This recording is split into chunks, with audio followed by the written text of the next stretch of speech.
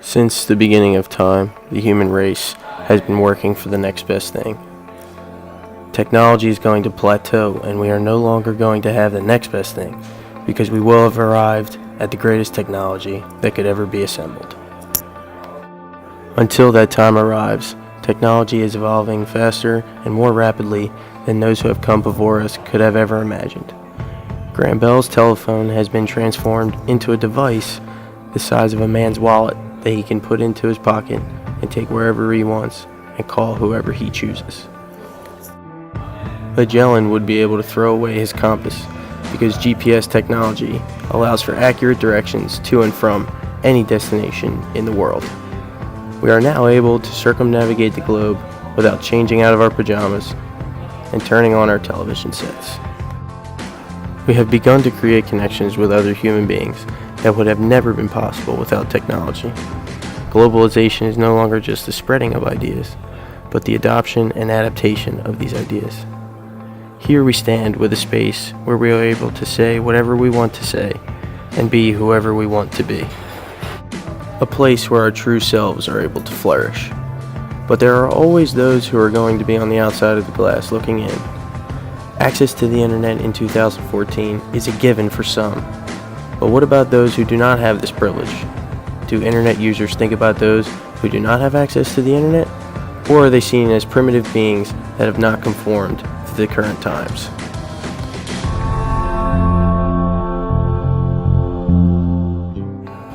As we begin to think about these questions, let's first take a look at how far we have come because of technology. Lisa Parks' writing about the first worldwide news broadcast in 1967 tells us that our world is not really as big as it seems. Simultaneous newscastings from around the world allow us to see the world as it really is in that moment. Those who watched the broadcasting of our world changed the way that they went about their day. She writes, "The pace of satellite age teaches people to work on less sleep or to manage his working and sleeping hours better to keep up with the world that he is interested in.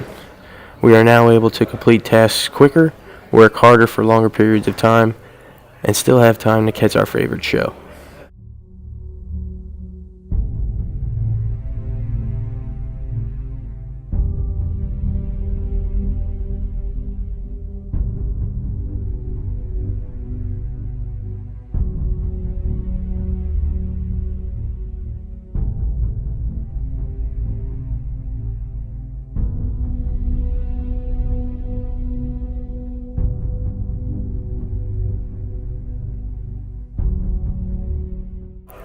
Muslims are changing their prayer schedules so that they don't miss Latin American soap operas, and ordinary television actors are now becoming celebrities because they are a beacon of hope to the oppressed.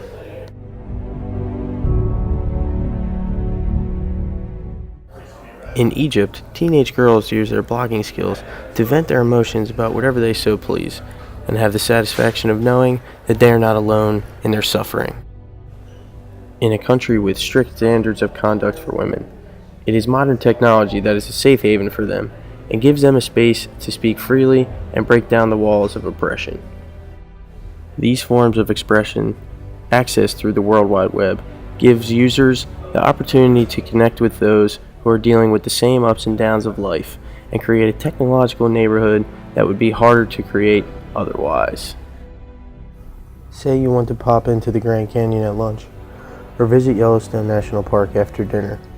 Nakamura's writing about photojournalism has given technology the power to display any scene and transport the viewer to their destination of choice without them ever leaving their house.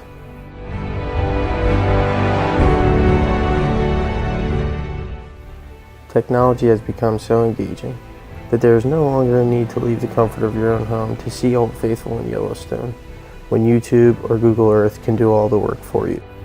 Even parenting has taken on the global neighborhood. Cecilia Oitioko's writings about Filipino women using cell phones as a means to become better parents for their children.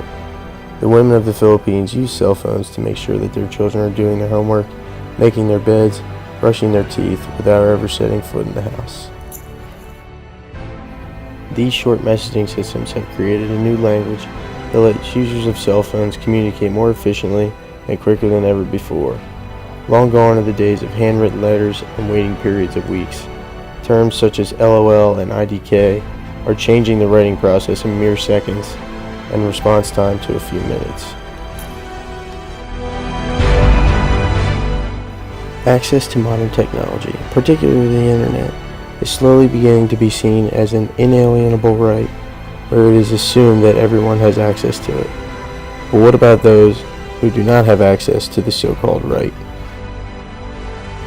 In the United States, about 87% of the population has access to the internet, and in the most populated country in the modern world, only 46% of Chinese citizens have access to the internet.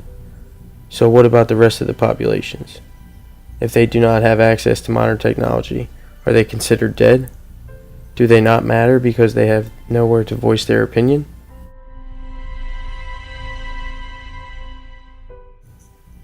Park's writing about our world explains that the newscast separated the world from the have to the have-nots. Technology creates autonomy for those with access and leaves the rest of the population behind.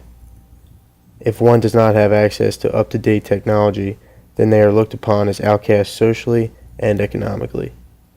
The point of technology with regards to globalization is to shrink the cultural gap between populations and allow them access to each other.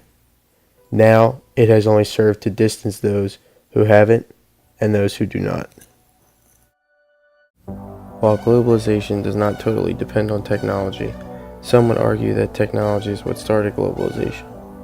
Truth be told, globalization has been evolving since Christopher Columbus landed on North American soil in the late 15th century. We are becoming better at what we do because we now have the ability to communicate across oceans with the blink of an eye. The rate at which ideas travel around the globe has certainly increased, but one thing remains clear about technology. Without it, the human race as we know it ceased to exist.